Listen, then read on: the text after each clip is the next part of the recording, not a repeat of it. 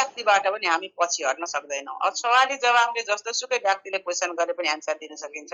जितार्थी भनेको अरूको मन जित्न सकिन्छ, त्यसबाट सबै हुन्छ। रिच ड्याड पोर ड्याड भनेको तपाईँलाई गरिब बुवाले र धनी बुवाले कस्तो सजेसन दिनुहुन्छ भन्ने कुरो त्यहाँबाट सिकिन्छ।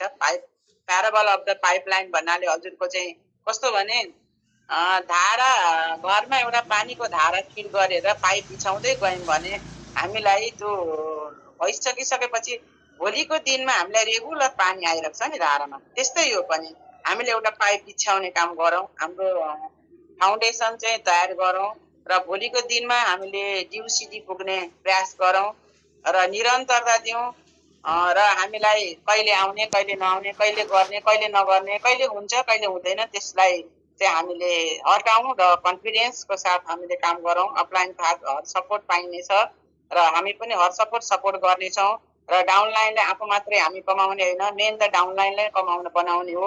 डाउनलाइनले कमाउँदा कमाउँदै हाम्रो अटोमेटिक हुन्छ। हामी आफ्नो बिजनेसलाई हेर्दैनौँ, जहिले पनि हामी डाउनलाइनको बिजनेसलाई हेर्छौँ। कुन व्यक्तिले कुन लेभल पुर्याउने भन्ने कुरो त्यसमा सपोर्ट गरिन्छ। त्यो गर्दा गर्दै हामी चाहिँ अगाडि बढिन्छ।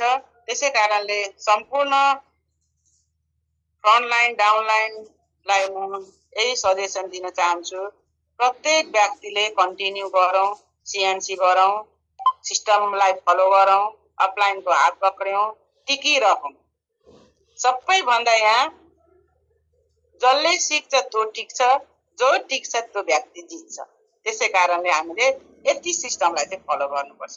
यो गर्यो भने भोलिको दिनमा हामी धेरै अगाडि बढ्नेछौँ र हामीले सधैँभरि हामी कसैकामा गयो भने के भन्नुहुन्छ भने मसँग टाइम नै छैन भन्नुहुन्छ है। अब कसैसँग टाइम छैन, कसैसँग मनी छैन। टाइम नहुनेसँग मनी छैन, मनी हुनेसँग टाइम छैन।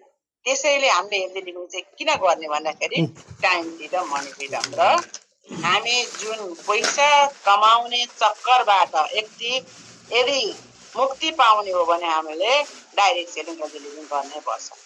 र आफू मात्रै होइन, हाम्रो 3 पुस्ताको कुरा छ नि यहाँ। जस्तै 3 पुस्तामा अरू कुन चाहिँ प्लेटफर्मले हामीलाई दिन्छ त?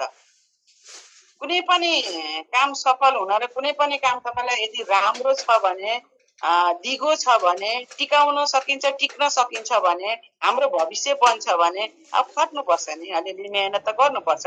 कुनै पनि काम मेहनत नगरी सफलता हुँदैन। तर हरेक व्यक्ति एउटै काममा मेहनत गर्छ भने त्यो व्यक्ति जहिले पनि सफल हुन्छ। तर कहिले यता कहिले उता गर्यो भने त्यो व्यक्ति कहिले पनि सफल हुँदैन।